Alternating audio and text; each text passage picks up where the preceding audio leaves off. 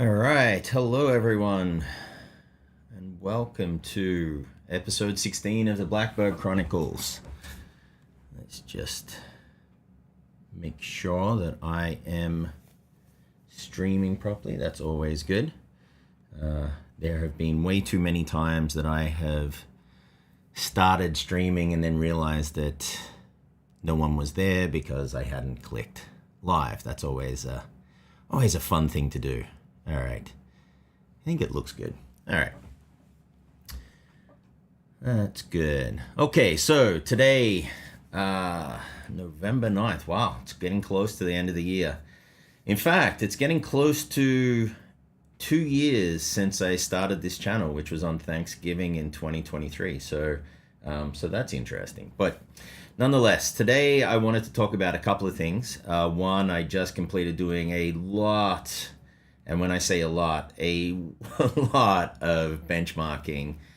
So I'm going to cover that, which is which CPU is the true king of gaming.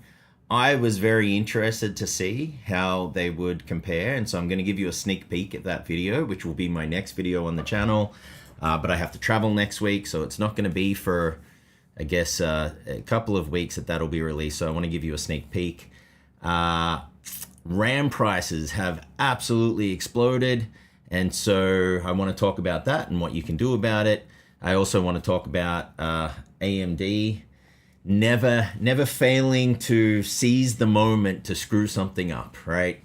I think we're all rooting for AMD to do well because we need the competition, but man, they have to get out of their own way sometimes. So we'll talk about that. I'm going to talk about the Alienware 4K 240Hz QD-OLED monitor giveaway that I've got in our Skool community, and take questions and answers as usual. All of that fun stuff. So, hey, SK Hijinks, good to see you there, buddy. Let's see. Is my audio? You wrote audio. Does that mean my audio is bad, or are you all good? It looks like it's good. Let me just make sure. Yeah, it looks like it's good. Let me know if for some reason you can't hear me. But let's kick some butt. Good to see you there, Scott. I'm glad that you were able to get your benchmarking underway with 3D Mark. Good, that's good. Good to hear.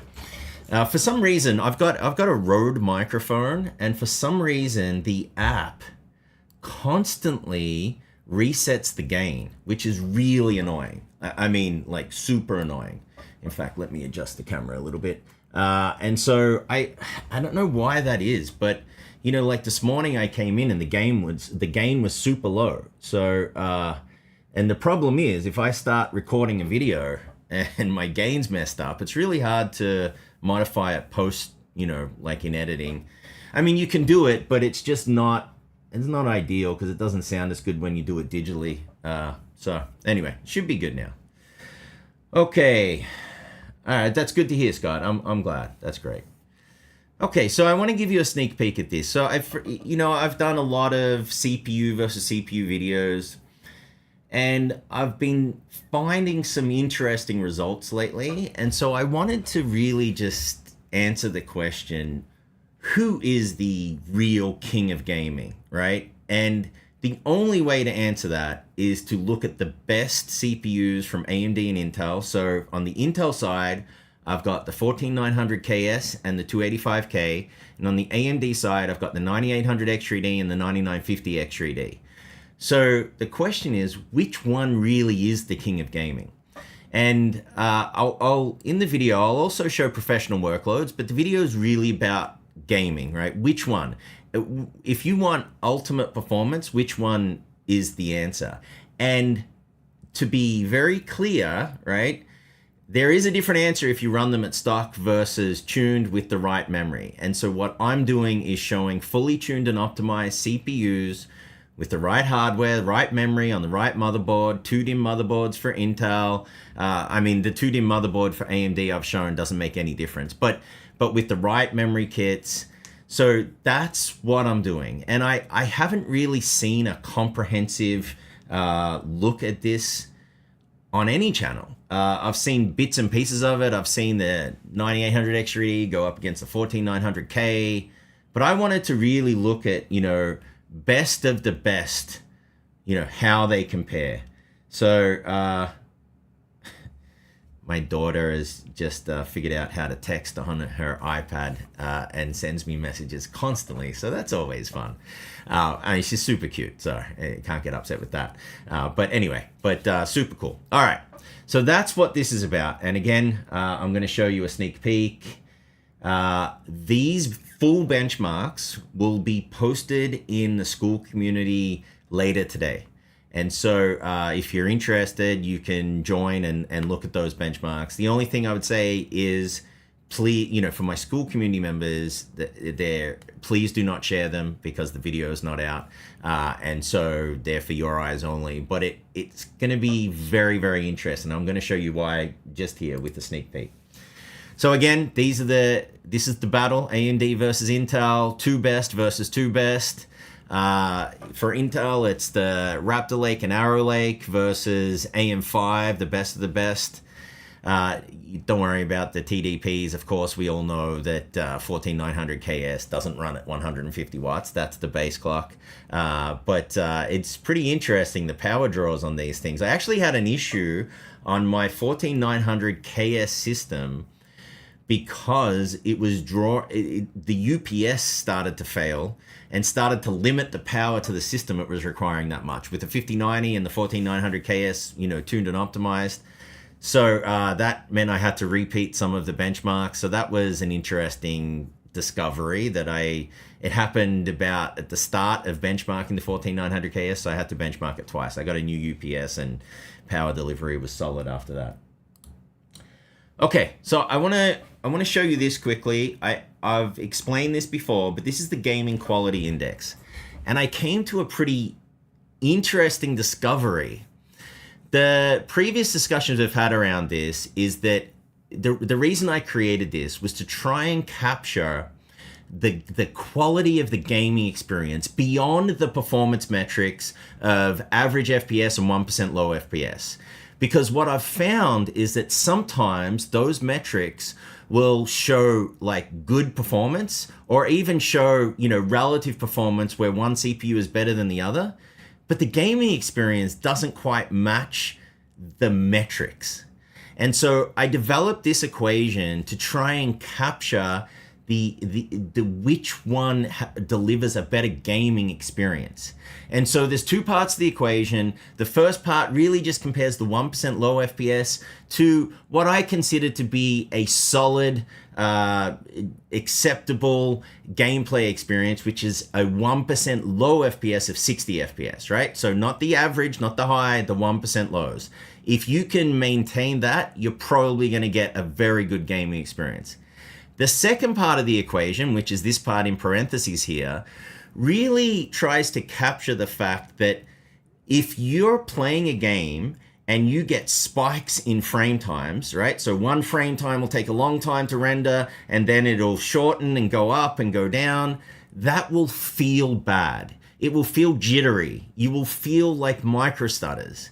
And so ideally what you want is that your 1% low FPS and your average FPS are the same. It never happens, but you could fix it to happen by limiting, frame times and things like, or frame rates and things like that. But that's ideally what you want. So the second part of the equation will penalize you if there's too much variability between your 1% lows and your average, or in other words, if there's too many frame time spikes making your gaming experience poor, you will penalize your GQI. And then there's a simplified form of the equation if you want to edit, if you want to put this in Excel or something below. But that's essentially what this is. Now, when I've explained this before, I've always talked about how to categorize your GQI. And we got into the discussion when I was on Jufus's podcast. We got into the discussion how 60 FPS may not cut it for first-person shooters. The good news is, as I've been looking at this more, you don't need to worry about that. You just need a standard, because in order to compare the relative performance of CPUs, you just need a standard for something that represents your gameplay experience, right? So keep that in mind as I show you this data. Hey, good to see you, Fallen Legion. Thank you for subscribing, and I know you became a member of the Skool Community, and I appreciate that too. So thank you for going all in on Blackbird PC tech. It really makes a difference, and I appreciate it. Okay, so with that in mind, this is what I wanted to show you. So traditional benchmarks first. I'm only going to show one game because this is a sneak peek, and I don't want to give it all away. But this is Total War Warhammer 3. 1080p medium, so that's your low condition. I've found that in Warhammer, the medium setting actually loads your CPU sufficiently, and you can see that in the data. So 1080p medium, that's your low settings. 1440p high, that's your medium settings. And 4K Ultra, that's your high settings. All right, so heavily CPU bound all the way up to heavily GPU bound. I want to see how these CPUs perform. And in the video, I've tested 11 benchmarks. The reason I went with 11, I was going to test 10, but I decided to add Marvel Rivals to the benchmark suite. Someone within the community pointed out that it has a great benchmark. I added that. It's a pretty interesting game to benchmark, so I wanted to add that in. That's why there's 11. The more the better anyway, it just takes way more time, right? So, and remember, for every one of these CPUs at every condition, I test this at least 5 times. And then if I screw something up, I retest, all right? I add APO, for example, for Intel, I retest. So there's a lot of testing here. Okay, so if you just look at traditional data, so 1% lows in orange and the average FPS in blue, you see that at 1080p medium or low conditions, the 9800X3D dominates. Now, the thing I will tell you is the 9950X3D, if Windows is able to do its job properly and isolate the first CCD, and those two chips are identical in silicon quality, the 9800X3D and 9950X3D, the best the 9950X3D can do is 9800X3D performance. So just to be clear. So that's the best it can do unless the game requires more cores and moves to the second CCD, then you will see the 9950X3D perform potentially better than a 9800X3D. That's it. So you can use Process Lasso to isolate the cores. You can do lots of things. You can set affinity to just the first CCD. However, you're still going to get 9800X3D levels of performance. Now, of course, if one of those chips is better than the other in silicon quality, that's not quite true because you might be able to boost one higher than the other. As an example, my 9800X3D is a golden sample. I ran it at -35 all-core curve offset. So it's amazing temperatures, amazing power efficiency. And I was also able to boost it 200 megahertz. 9950X3D, I was only able to boost 150 megahertz. First CCD, I ran at -25. And the second CCD, I ran at -30. So just keep that in mind, and that'll all be explained in the video. I'll show you how to do all of that, and I'll show the exact tuning that I use for each of these CPUs. Okay? So, not a surprise, the 9800X3D wins at low resolution, low settings. Now again, that's when the CPU is heavily loaded. Not a surprise that the 9800X3D is an exceptionally good gaming CPU under those conditions. So why does that matter? We get into this discussion a lot, right? That matters because if you're using upscaling, you're using a lower resolution for future growth. When more powerful GPUs come out, that can be important because it puts more load on the CPU, etc. So this is a very, very valid way to test. In fact, you have to test CPUs this way.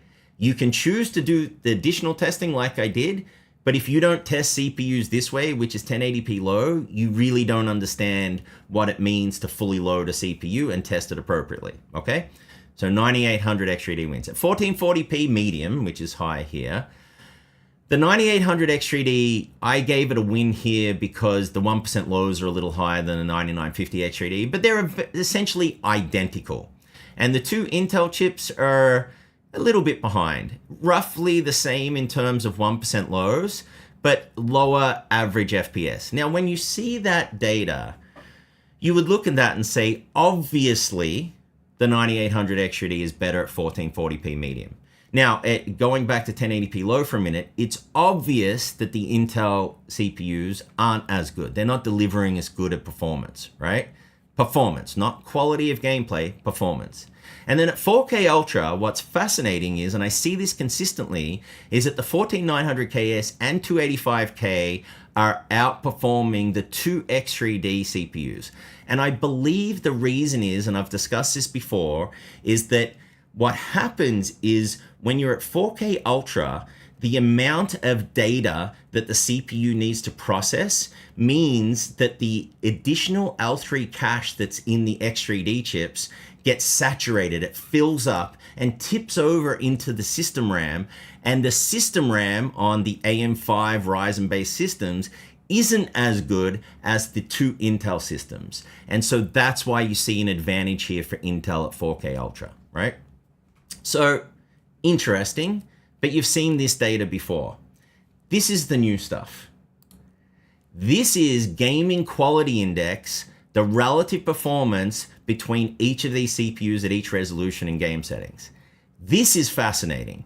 So, okay, at 1080p low again, you've got the 9800 X3D coming out on top. But what's fascinating is the 285K now has moved up to be in the ballpark of those two AMD CPUs. What's truly fascinating is what happened at 1440p. Now, if you go back a moment, and you'll see that the 9800 X3D was ahead at 1440p, roughly the same 1% lows, but delivering better average FPS. However, that also shows that you're getting more frame spikes to deliver that higher gap, right? Because the gap between 198 minus 96 is roughly 100 FPS. That gap is higher than the 164 minus 98. So as a gameplay experience, someone playing with the 285K is not going to feel those up and down frame time spikes as much. And so what happens is when you look at this equation, you see that the 285K is actually delivering a better overall gameplay experience than the 9800 X3D and 9950 X3D at 1440p. This blew my mind. Now remember, I developed this equation months ago. You would have seen it on the channel, and I hadn't even thought of looking at it this way, the relative performance. It was only during creating the data for this video I thought, it'd be interesting to see how they compare. So you don't need a category, right? You don't need to say, well, is 1.21 good or is 0.74 good or average? You don't really need to even do that. You just need it for which one is better.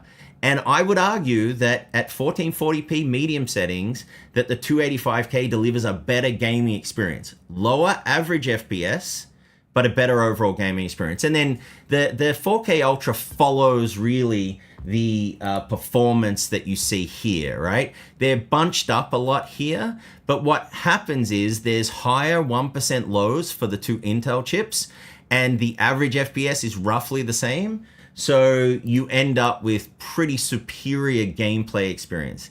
Now, what's fascinating is this tends to align with people I talk to. They'll say, hey, I've got a 9950 X3D, or I switch to a 285K, and it feels better, but I don't know how to explain it, right? And because they've seen this, they've seen data like this, or even they've really only seen the bottom chart, right? They've seen that and they're like, I can't explain it, right? Now, the 9800 X3D, do not get me wrong, is a phenomenal, outstanding gaming CPU, and you've got to see the full results to see which one comes out on top. I'm just showing you one game which happens to be heavy on Intel for some reason, because the game is sponsored by Intel. So I find this very, very odd. Anyway, that's ignore that for a moment. But I'm just showing you one game. Hey, Cots Tots, thank you for becoming a member. I appreciate it. Thanks for joining us here. But that I find truly fascinating. So it does still come out on top at 1080p low. So the gameplay experience, right? If you're playing first-person shooters, well, I've got Call of Duty Black Ops 6 in there. Now, this video is going to come out after Black Ops 7, so I may add an addendum for Black Ops 7 testing. It'll probably be very similar to Black Ops 6. I don't think they redid the engine, right? But nonetheless, right? So it's probably still going to be the best answer there. But man, if you're playing at 4K Ultra, getting a 285K, tuning it and matching it with high-speed RAM. Now, I am using DDR5 9000 RAM. When I look at the value proposition for each of these, I am including the price of the CPU and the price of the RAM, right? So that the value is those two together. For motherboards, I didn't include the motherboard price because all of the motherboards I used are within like $50 of each other, or they're all high-end motherboards, right? So just keep that in mind. But yeah, I really wanted to show that. I've been, we'll go back here. I've been looking at the data for the last few days, trying to figure out how best to represent it. And this, I didn't actually know until I'd compiled all the data, because I did all the benchmark runs. I compiled all the data. I was like, what charts do I need? I compiled all the charts. And then I sat down yesterday to look at the data, and that's when I discovered this. And there's a number of cases where the performance chart flips, right? Like where the performance chart, you've got the 9800 X3D here winning, and then when you flip to the gaming quality index, then a different CPU wins. That happens often. It happens in reverse too, where the 14900 KS is actually delivering better performance, but when you look at gaming quality index, the 9800 X3D does better. So it does happen in reverse too. So that'll all be in the video. I'm super excited to get this video out. I actually think it's going to be a very interesting video. By the way I judge that is, would I want to see the results? That's how I try and do all of my videos. If I'm excited by the results or I find something new like this, I think it'll be a good video because, you know, this is unique, right? No one else assesses gaming quality in their videos. We all get kind of sick and tired of seeing just 1% lows and average. Some channels don't even do 1% lows, which is not good. Don't watch those channels. And most channels will, if they know what they're doing, at least do this bottom chart. But man, when you expand it to include all of the resolutions and all different game settings and then include the GQI, you really do get a better sense for the differences between these CPUs. And that's what I'm trying to do here. I'm trying to give you, the viewer, as much information as humanly possible to make an informed choice about the platform you buy and the CPU you buy. Now, of course, there's platform longevity, upgradability, all of those things I assess in the video, and cost, value, all of those things. So I assess that in the video, and I come up with one CPU on top, and it's interesting. I really did spend a lot of time yesterday looking through all the data. I'm confident in the choice that I made, but what's interesting is that I can see different gamers choosing different CPUs because of the way they game. And that makes a lot of sense to me, right? And that's good. I do think the competition is much stronger than what the big channels lead you to believe. They lead you to believe that 285K sucks. It doesn't, right? I mean, it just doesn't suck. And so the refresh, I personally think the refresh will be take a 285K that exists today, tune it, and release that at stock settings, and that'll be the refresh. And then suddenly, you watch, this is my prediction, all of the channels that do benchmarking that have no idea how to tune and optimize the CPU will suddenly claim that Intel, the Core Ultra is a good CPU for gaming. And they'll say too little too late. Okay, it's not too little too late, because you can just do this, follow the guides on my channel, and you'll have similar performance. So I like all of these CPUs for different reasons. I genuinely do. I have them all, obviously, and but I like them all. And I'll tell you, if I was to sit down and build a gaming machine today, given the games I play kind of single player, like Baldur's Gate 3, that type of thing. I try and play it at 4K Ultra. If I'm doing that, I'd probably choose the 285K. Now, of course, we're going to talk about it later. Depending on what happens with RAM prices, right? That kit that I tested with was damn expensive. It dropped. It's gone up like $200. But that being said, all RAM prices have gone up, right? So keep that in mind. Okay, before we move on, let me take a quick look at some of the questions. Let's see, I have a question from SK Hijinks. I'm curious which of the 9950 X3D CCDs have best 1%, 0.1%, 1% when it comes to cache overflow versus high frequency. That's really interesting. So the question is really at 4K, so that would be a very interesting test to do, and I'll do that. In fact, I got to try and remember to write this down to do it.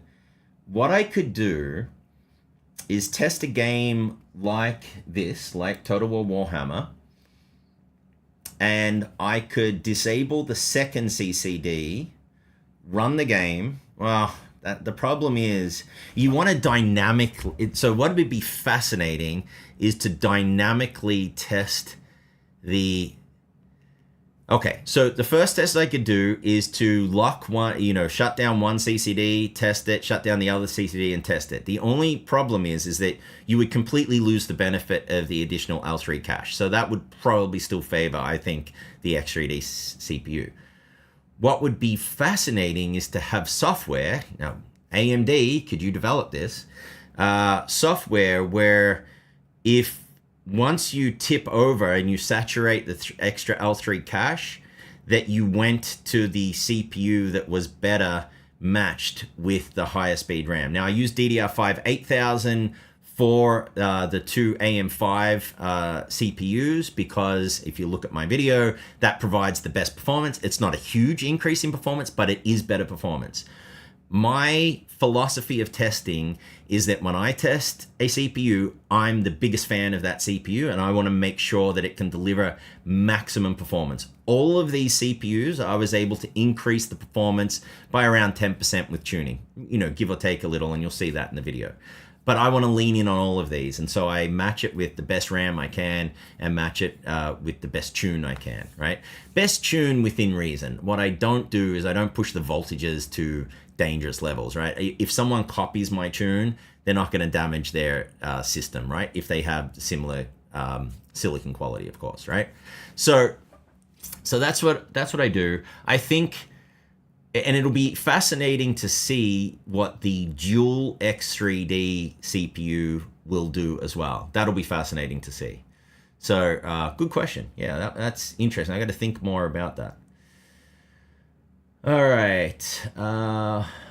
Oh, DayZeus. I'm not sure if Cody is here. Yes. I don't know if he answered the question or not, but he posted it actually. So Cody selected the 9800 X3D, and I think most people would have selected that CPU. He got his case, and he's online, and he also posted some photos. So what's really cool is that InWin sent him the case really fast, and also sent him a t-shirt, which I thought was a really cool thing by InWin to do. So I'm happy to work with InWin again. They were fantastic throughout. It's just, the ideal partner to work with on something like this. They respond rapidly. They just send stuff out rapidly. They get stuff done. They meet their commitments and they deliver. It's fantastic. It was very, very easy to work with. So, I can't say more positive things about InWin than just working with them was amazing, right? All right, let's see. So Fallen Legion, yeah, I'm hoping that Gaming Quality Index can really help you assess why you might be experiencing different things. So, and you can see here, the 9800 X3D still does exceptionally well, and it just that increase at, the variation in frame time is what penalizes it here. And so that doesn't mean that it's not going to deliver a good gaming experience. That means that it's not going to deliver as good of a gaming experience as the 285K. Whether it delivers a good or bad gaming experience comes down to how you categorize that GQI of 0.78. And I've been thinking about that too. And I think the best way to approach that is to have categories based on genre of game. So if you're playing single player role playing game, then saying that when the GQI is above 1, it's green. When it's below 0.67 or 0.65, it's red, and in between it's yellow. For a first-person shooter, you might want to double that. So when the GQI is above 2, it's green, and when it's below like 1.33, it's red, and in between it's yellow. That way, GQI stays consistent, and all you're doing is assessing whether it's good or bad gameplay. But that is very subjective in nature. This isn't subjective in nature, the relative performance. But when you categorize it, it does become subjective. So that's why I was happy to see that I could use this in this way to assess relative performance. But again, that does not mean that the 9800 XTRD is delivering a bad gaming experience here. It's just not as good, right? Same thing at 1080p low. It doesn't mean that the 285K of 1.21 is delivering a bad gaming experience, or the 14900KS. It's just that the 9800 XTRD is delivering a better gaming experience. That's what we're talking about here. Which one is better, to help you choose which CPU you want to get. That's really all we're talking about. Okay. So, Fallen Legion, a good question. I didn't think resolution made an impact on how a CPU processes things.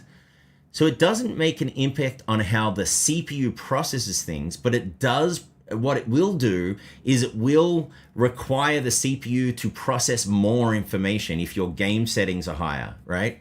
And so that's really what's happening here, is that the CPU is being asked to do more. And so even though the GPU it's a GPU bound scenario, which means the GPU is at 100% roughly, right? For the game. So at 4K Ultra in this game, GPU is at 100%. But the CPU load is still quite high.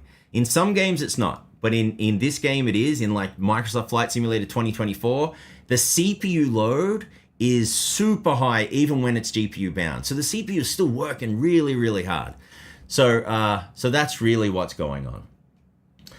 Okay, let's see. So I answered the question for Cody, so I stole his thunder and said that he chose the 9800 XTRD, so that'll be cool. Let's see. And I'm always looking for additional ways to provide more insight into the overall gaming experience. I think I'm going to start with GQI, but that doesn't mean that I'm not going to do new things as they come up in the future. The key is simplicity. If viewers can't calculate this themselves, and this equation is very easy to calculate yourself. I mean, it's very, very simple. In fact, if you use the simplifiers form, it's just 1% low squared over 60 times your average FPS. Very, very simple. If you can't do something in simple way, no one will ever use it. No, it won't get adopted. Gamers Nexus is notorious for this, right? They go and do these deep investigations, go down rabbit holes, discover something that's actually quite insightful, but you can't practically use it. I think that was their last video when they looked at some stuff relative to gaming metrics. And they said, look, we don't even know how to use this yet, but we wanted to put out a video on it. So, and that's good. I respect to Gamers Nexus for digging in, but it has to be easy to use or no one's going to use it, right? Let's see, any other questions? It's good. Fallen Legion made a comment. I've always remember feeling frustrated with my 9800 XTRD. It never felt how it should. The 285K has been mind-blowing. So you're not the first person to say that to me. There's Tony in our Skool Community has a 9950 XTRD and a 285K, and he delivered the same. It was the same experience, right? He's like, why doesn't this feel the same? It's actually quite interesting, right? All right, let's see. Yes, Cody did make a community post on those items, so check it out. It's on the channel.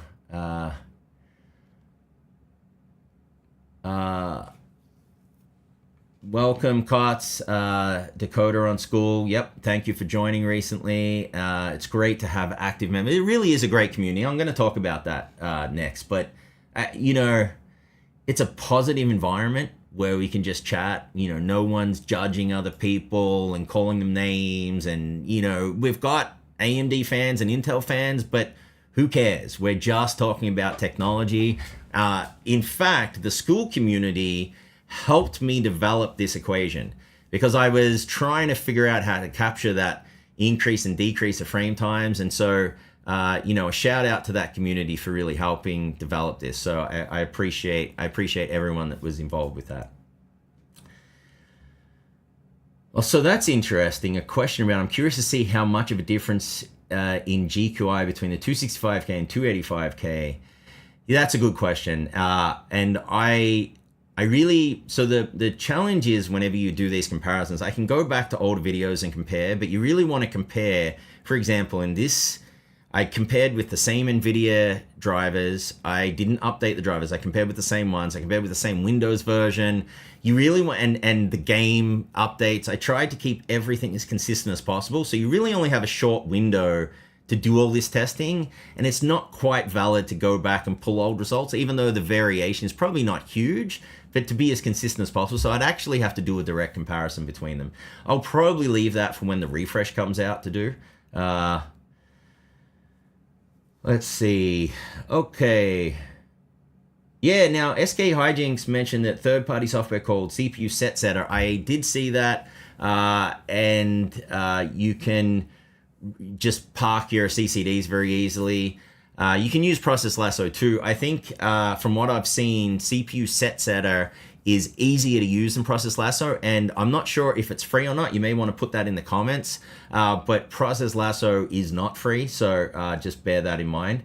So I'm going to play around with that. You can also, there's features in BIOS where you can disable the CCDs as well. So you can just do it in BIOS. The value of using third-party software is that you can do it in Windows, so that if you're doing professional applications, you remove it, and if you're doing games, you can, you know, just disable it in games. So just keep that in mind. Okay. So next, again, sneak peek, new video coming out, and I'm sorry I'm making you wait. Not this Friday, to the following Friday, and I'm making you wait because I actually have to travel. It's not good to launch a video when you're I'm going to be in a room concentrating on something else, and you know, usually when a video launches the first few hours, I try to answer everyone's questions, but the first 2 hours, if it actually kind of pops off and does well, I get a lot of questions, and keeping up is like a full-time job. So I want to dedicate the time, especially to this video, because I think it'll be well received. So that's why I'm waiting an extra week. So keep that in mind. Okay. Oh, good. CPU Set Setter is free. So I am definitely going to play around with it and see what kind of performance I can get out of it, and see how easy it is to use. So hopefully it's easy to use. So that'll be great. So thank you for bringing that up. Okay, let's see. Next chart. All right, I wanted to talk briefly about Skool. I know that we've got a number of Skool members in here that are also members of the channel.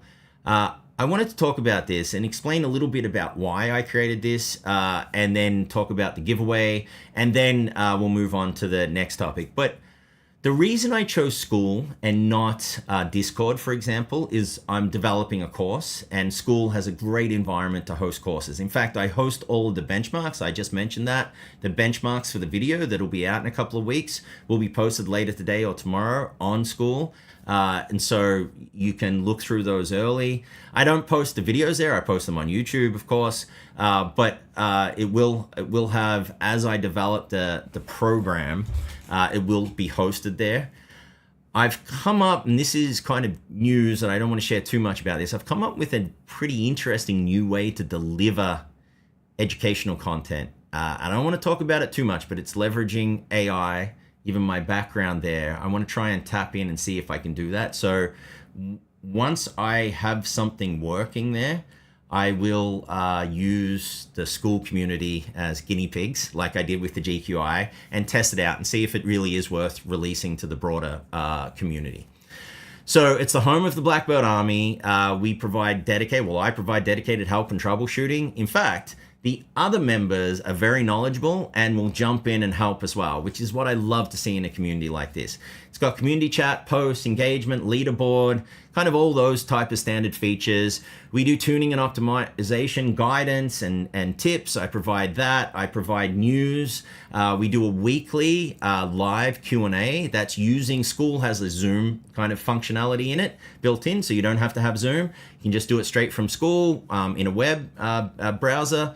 So we do a weekly live Q&A and an education series as well. So as I develop the course, I, again, test it on the Skool community and see what's missing and do those things. There is a giveaway that I'm doing, an Alienware 4K QD-OLED 240Hz monitor. If you haven't gamed on a QD-OLED at 240Hz at 4K, then man, you haven't gamed. No, you have gamed, but it is an amazing experience. I'm giving that away. It's the AW3225QF. I'm giving it away next week. So that's been on Skool for the last couple of months since I started Skool, and I'm going to be doing the drawing next week. So just if you're looking to join, also tonight at midnight or when I wake up tomorrow, I'm going to end the discounted rate on Skool. And the reason I'm going to do that is as I get more members in Skool, it takes more of my time to answer questions and do those things. So the monthly rate is going to go up, and it's always going to go up. So, when I have 20 members, I'm going to put it up. When I have 50 members, I'm going to put it up. When I have 100 members, I'm going to put it up even more.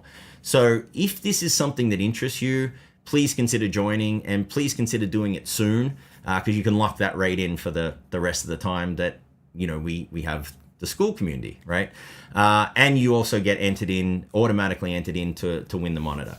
The monitor is a large box, and so shipping, you're gonna have to pay for shipping of the box. It's in its original box and packaging, so it's not gonna get damaged, which is good, but you're gonna have to pay for that. So if you live overseas, right, I don't know how much it's gonna cost to send over, so just be aware. I'm gonna go to USPS and try and ship it the cheapest way I can, but I still think it's going to cost to ship it anywhere, even in mainland US, probably going to cost a good $100 or so to ship, or a little more.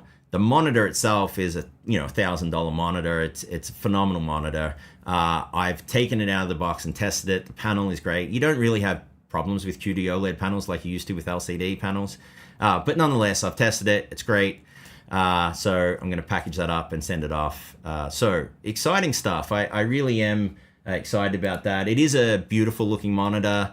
I do like the Alienware aesthetics. In fact, back in the day when Alienware was really good, which was before Dell purchased them, Alienware used to make some amazing systems. I had ordered a pre-built Alienware system, and this sucked, but it got delivered and got damaged while it was being delivered. So it didn't get delivered. On the way there, I was super excited about it. And on the way there, it got rain damage, and they sent it back without delivering to me. So I was super disappointed. I ended up going to Voodoo PC, if you remember who they are, with Raul Sood as their CEO, and purchased a system from them. And it was amazing.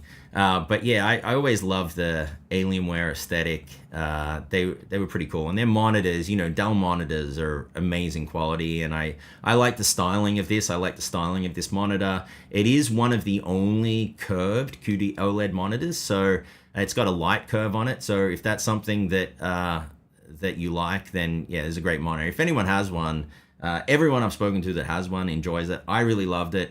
What happened was, I purchased a GPU during the crazy GPU launch of the 50 series, and it came with a monitor, and so I couldn't return this. It was too late, and so I don't need it. That's really why I'm giving it away, and I want to reward the Skool community. So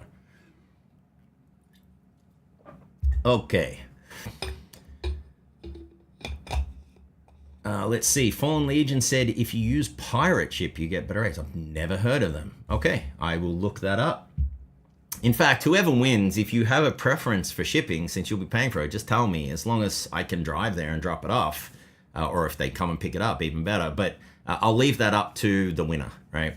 And you don't have to do anything to enter other than be part of the Skool community when I do the drawing, which will be probably Wednesday while I'm traveling. Although, you know, with the US government shutdown, they're canceling flights. So fingers crossed that that doesn't mess up my travel. So, or they come to some agreement to open up the government, which would be good. Not getting into politics, but come on, man, we've got to open up the government. It's about time, right? So I don't care which side of the fence you're on, but open up the government. Come on, get people paid. All right, let's see. Okay, next topic. All right, so RAM prices. RAM has been going crazy, and this was predictable, by the way. In fact, if you look at what's going on with AI and other things, it was very predictable that this was going to happen. It just took some time. Excuse me. SSDs are also going to go up in price as well. So they have been going up a little, but they will go up because it's still flash memory. It's not quite, if you look at data centers, AI data centers, they need memory, they need storage, right? Memory is more critical than storage, but they will need the storage as well. So all of these things are going to go up in price. So, you know, this was one of the headlines, right? You can watch RAM prices go up almost in real time on Amazon, which you can do. And this was the chart. This is crazy, right? Kind of, this was, I don't know what product this was. I took it from this article here, which was on PC World. So look at the RAM price, pretty stable. All of a sudden, whoop, right? I mean, what is that? $75 to $175-ish dollars. So more than doubling in price is crazy. And then I don't think it's going to get better before it gets worse. So just if you, and the reason is AI, and I'll get into that. But if you look at the companies that are producing RAM, so Samsung, SK Hynix, and Micron, they produce the chips. They are stopping orders of the chips. That's how high the demand is. They can't meet demands and they're stopping orders, which is why you see this spike, right? So yeah, I mean, here's another example. A kit that they bought for $52, must have been a cheap RAM kit to buy for $52, is now $114, and that is going to get worse. So it is due to AI. I know we like to blame AI for everything. This one is legitimately due to AI. So what can you do? So the first thing you can do, and one thing I've done for the community is here, I've got a bunch of spare RAM kits. So once I get back from travel, I'm going to categorize what I have. I'm going to set aside the ones that I need for testing, and I'm going to offer the ones that are spare, like additional kits, for sale on Skool at the original prices, not at the MSRP prices is what I'm going to offer them for, not the inflated prices. So I'm going to do that. I'll always do that in the community. There's been people that have needed a CPU, and in fact, I've just sent them out and haven't charged them for. And so I'm always going to do things like that for this community because my intention is to deliver as much value as I possibly can, right? So that's part one. Part two of what you can do is a little different, right? This is Micron, publicly traded company, and this was just a snapshot over a year, and you can see their stock price fluctuating, you know, from around 100 to 60. It dropped down to, I'm sorry, that's 50. So 100 to like 60, and then it's gone all the way up to nearly 250. You can invest. I mean, my wife talks about this. That's what she focuses on, and I talk to her about this often. But you can invest. In her community, I talked to her community about investing in Micron when it actually 3 years ago, right? When it was at, you know, $40 a share. Here it was at 60. We talked about it here. Memory is very similar to oil, right? It's a very basic supply and demand situation, right? When the supply is too high, the price of oil drops. When the supply of memory is too high, the price of memory drops. When the supply isn't enough, the price of oil goes up. When the supply isn't enough of RAM, guess what? The price of RAM goes up.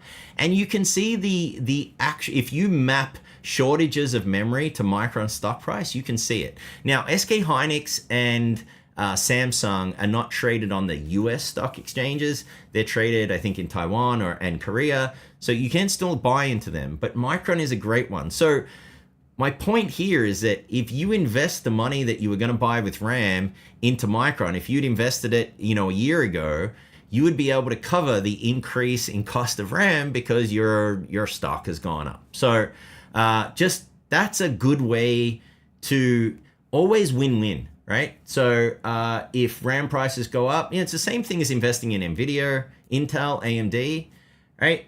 I invested in NVIDIA when it was $30 a share, a long time ago, right?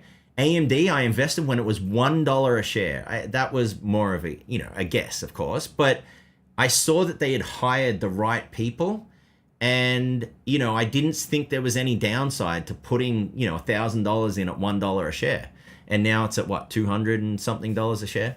Intel, I invested in Intel too. I'm not a fanboy. I don't care. I care about technology. I invested in Intel when they were having problems, when they were like, $15 a share, $18 a share, and now they've gone up to 40, right? Investing in technology that you use is a smart way to hedge against price increases, right? So keep that in mind. Now, I'm not going to get into how to trade. This isn't financial advice. I'm not financially trained.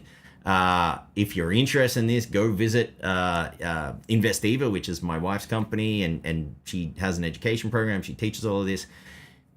I didn't really bring this up for the purpose of that. By the way, she does have a new book out. A couple of weeks ago, I went into New York City and we did the book launch at the NASDAQ. It's called Triple Compounding for Dummies. So that goes into all of this, how to invest in yourself, how to invest in, like your career, and then kind of investing in assets like this as well.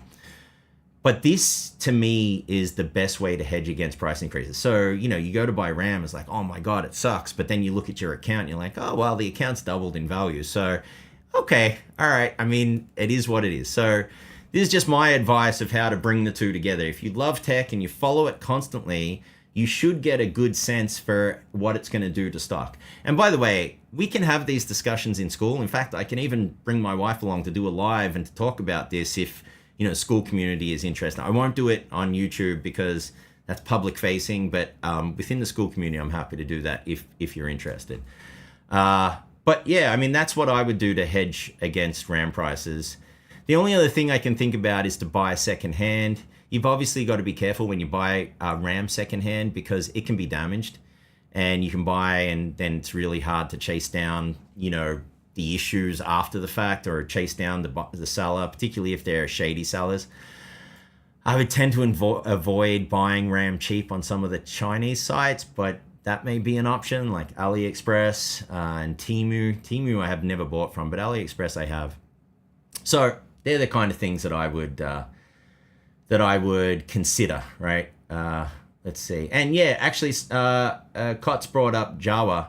I've purchased off Jawa before. What's great about Jawa is they limit the price increases. So you don't have scalpers there. You have actual enthusiasts selling their hardware. So you won't make as much, but you can be more sure that the quality is there.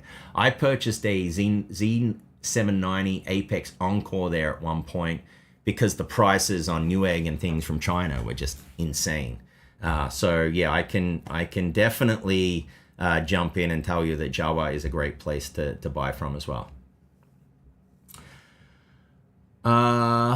Let's see some of the questions. Yeah, and SK Hijinks, named after SK Hynix, I'm sure. Never been a better time for mainstream audiences to figure out RAM overclock and stability testing to negate these high prices. I could not agree more. I think it's always a good time. But the other thing is, people always ask about investing. Oh man, I missed out. Oh, I wish I'd invested here. I missed out. The best time to invest is now. The next best time is now. And the next best time is now. Don't live with regret, right? I mean, you try not to invest at a peak. And I don't know how to calculate the peaks and the troughs and other things like that. Actually, I'm very lucky. My wife knows all of the Ichimoku way to do that and how to calculate, and she's very good at doing that. So I'm a little lucky in that respect. But I know how to find stock that is valued, right? And so that's something, right? Don't say, hey, I missed out. Oh, I missed out on Nvidia. Man, a year ago, people were saying I missed out on Nvidia, and it's more than doubled again, right? So So and there will be a stock market crash. Absolutely. Everyone that goes around talking, that guy that predicted the housing market bubble, someone, literally every 6 months he predicts a stock market crash, and he's been doing it for the last 5 years.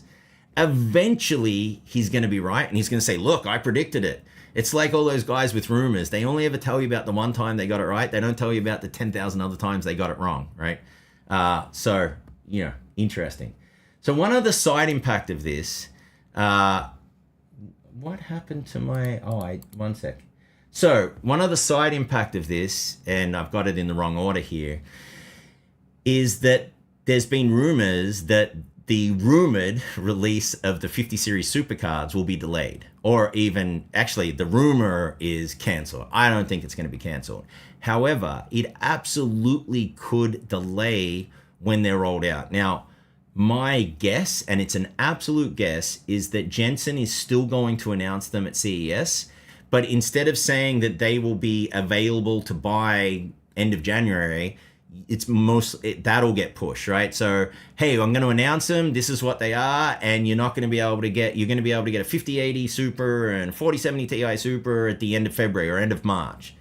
That's what I think will most likely happen, but the shortage will impact that, right? Because they're using GDDR7, and they were looking to switch from 2 gigabyte models to 2 gigabyte chips to 3 gigabyte chips, which is how they're able to increase the VRAM. So this is a side impact of the shortage of memory, right? And again, NVIDIA is going to prioritize their professional cards, because their professional cards, they can sell for $20,000+ or more, $40,000 for, racked cards for AI, instead of say a 5090 that they sell for, or a 5080 that they sell for $1,000, right? Just makes business sense. I mean, don't take that personally. NVIDIA is a publicly traded company. They have a board of directors, and they do not have any allegiance to us, the consumer, right? They do not. They answer to their board, and they are a for-profit, publicly traded company. Their goal is to make profit. There's no need to get emotional about it. That's just the reality. And so that brings up the next point, which is AMD. AMD's marketing team really should be replaced with AI. But AMD came out, and I'm sure you've seen the news because lots of the typical channels have made videos about this. And they all jumped on and made the videos, and then AMD, you'll see, they retracted it, right? But they came out and said that they're going to move RDNA 1 and 2 GPU drivers to maintenance mode, which means they won't get day one updates for newest games, things like that. So the reason this was brought up as an issue is that you could still buy an RDNA 6000 series GPU earlier this year, right? So they got a lot of pushback, and the typical pushback, Hardware Unbox jumped on it, and Hardware Unbox, they're out to prove to you that they're not biased, right? Jumped on, said AMD sucks for this. This is ridiculous, right? This is after their fine wine video, right? So maybe fine milk, right? But anyway, so they jumped on. AMD saw all the pushback, and they basically said, well, we're going to clarify that you misunderstood. It wasn't a misunderstanding, but you misunderstood, and we are going to do that after all. I've got a little bit of a different take on this, right? So the first thing is, I will say the same thing about AMD as I just did for NVIDIA. AMD is a publicly traded company. They are for profit, and they answer to their board, and they answer to their shareholders. That's it. If you're not a shareholder in AMD, they do not care about you. So if you want to ask yourself, why would they do this? The reason they would do this is that they want to focus on the future GPU products. I don't see that being a major problem, right? And I'm just talking about the reality of the situation. And I'll bring it up in this way too. AMD was getting their butt handed to them by NVIDIA on upscaling with the 6000, 7000 series and ray tracing. And so what AMD decided to do was develop hardware that could compete versus AMD, hardware and software that could compete versus AMD. On upscaling, they went from software only to hardware and software, basically adopting the way that NVIDIA does things for upscaling in order to compete. That's what came out with RDNA 4. Their FSR4 upscaler is phenomenally good. It's nearly as good as NVIDIA's latest upscaler, DLSS 4. And I've shown that in some videos.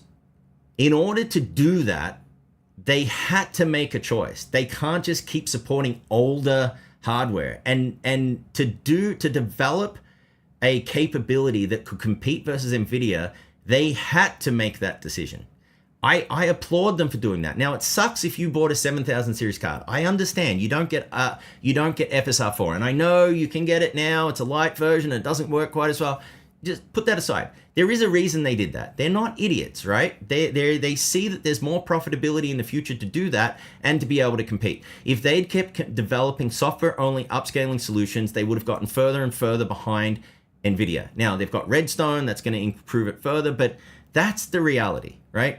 Same thing with RT. They developed the hardware to compete. Now, they didn't do a high-end GPU. I get it, but that's what they tried to do. I'm looking forward to their next generation of GPUs because now they have the approach. Now they have the hardware that they've proved on the 9000 series, RDNA 4, to compete with NVIDIA. That's what we need. If it hurts for a generation or two, I get it's kind of the sacrifice you have to make. You can't have your cake and eat it too. You can't have AMD compete versus NVIDIA and deliver driver support and capability and feature support for all of their cards. You just can't do that. And I think that's what's missed sometimes, right? Is that what do you want? Do you want AMD to compete versus NVIDIA or do you not? Because I want them to compete. I want to pay less for GPUs, and the only way that's going to happen is if we've got a strong competitor to NVIDIA. And that's not going to happen unless AMD focuses. So I actually don't see this as a win for the consumer in terms of, getting pressured into supporting older generation cards infinitely. I think that's a mistake. I believe AMD would have tried to do this to focus all of their energy on newer cards and the new GPUs coming out. So that being said, if you're an AMD fan and you thought this was a good idea, do not complain if the next generation of GPUs can't compete versus NVIDIA. And that's just a reality, right? So, I have stock in AMD, NVIDIA, Intel. I want them all to win. But specifically for bringing down GPU prices, if you ever want to see, I want to see a 5090, 6090 competitor, because then you might not have to pay $2,000 for those GPUs. So that's my take on this, right? I didn't do a video on it. I didn't think it was necessary. But I did want to provide my perspective because I think people get lost into thinking that these companies owe them something. They don't, right? They're for-profit companies. While it's good to support your installed base, I think that's very good. And I think the way they came out with this announcement was dumb. I mean, either make the announcement and explain it. If they'd come out and said in the first article, if they'd come out and said, we're doing this so that we can compete versus NVIDIA in the future or better compete, I think people would have accepted it more than just like, let us drop the support without saying anything. So I will criticize them for that. That was stupid. And that's their marketing department. Like, get better, right? That was just dumb. But then to change course, I don't know if that really helps us. You did it for a reason. Tell us what the reason was and then, drop it. Particularly RDNA 1, right? Come on. I mean, no offense to anyone that has an RDNA 1 card, but at some point you drop support and you move on, right? So the argument around RDNA 2, I get a little more because they were selling new cards earlier this year. So I get that. That one makes a bit more sense to me. But I think we've got to try and balance this, right? We can demand certain things, but it will hurt us as we move forward. So let's see. Any other questions, and then we'll wrap it up. I got to try and get my script ready for the video and get all that filming and get packed and all those things, and hopefully the flights don't get canceled, right? Oh wow, Cody. Last week I bought an RGB Corsair set of RAM for 180. I returned it to Micro Center. It's now 225 this week. Oh man, sorry. That sucks. Let's see. We talked about Jawa.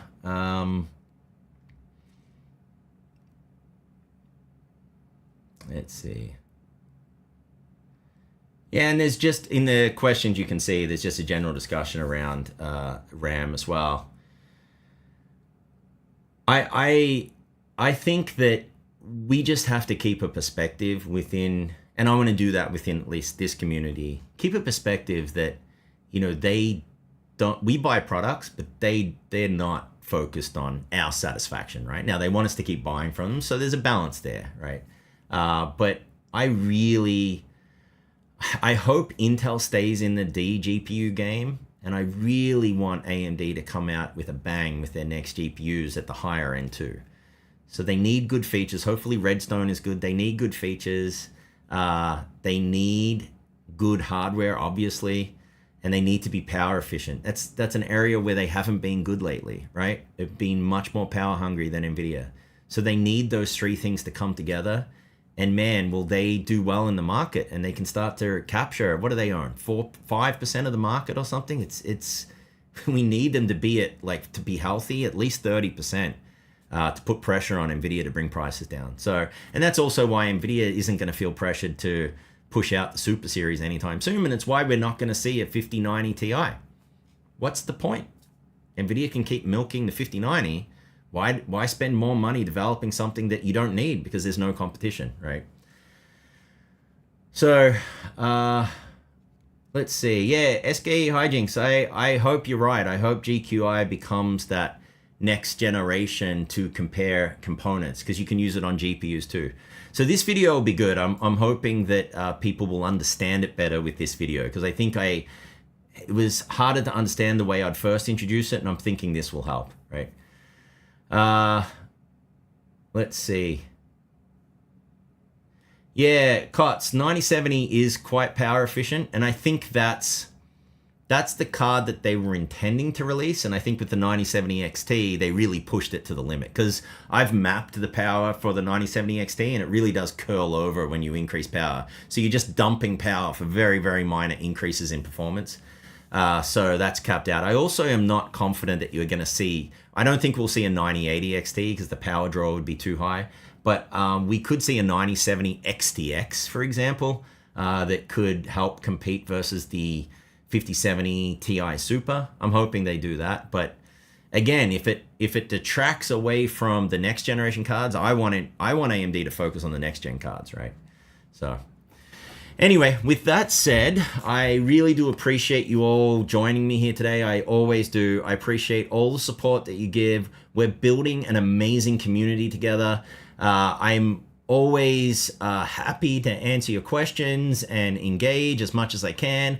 I'm trying to deliver as much value as I can. I know in my last video, I answered the hardware unboxed criticism that they leveled my way. I think I did that in a professional way.